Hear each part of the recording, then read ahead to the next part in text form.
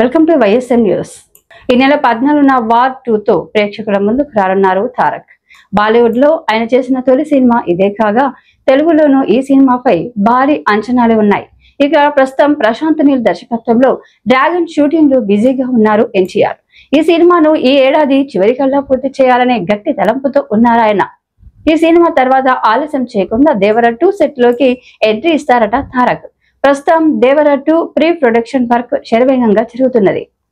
అంతా అనుకున్నట్టు జరిగితే వచ్చే ఏడాది జనవరి లేదా ఫిబ్రవరి నుంచి షూటింగ్ మొదలు పెట్టేందుకు ప్రణాళికలు సిద్ధం చేసుకుంటున్నాడు దర్శకుడు కొరటాల శివ. దేవరకు సీక్వెల్గా తెరకెక్కుతున్న ఈ సినిమాలో తొలి భాగంలో తలెత్తిన ఎన్నో ప్రశ్నలకు సమాధానాలు దొరకనున్నాయి. జాన్వీ కపూర్ పాత్ర కూడా దేవర 2లో చాలా కీలకంగా ఉంటుందని తెలుస్తోంది. 2027 సంక్రాంతి కానుకగా దేవర 2ను విడుదల చేయాలని నిర్మాతలు కళ్యాణ్ రామ్, మిక్కిలినేని సుధాకర్, కొసరాజు హరి భావిస్తున్నారని సమాచారం.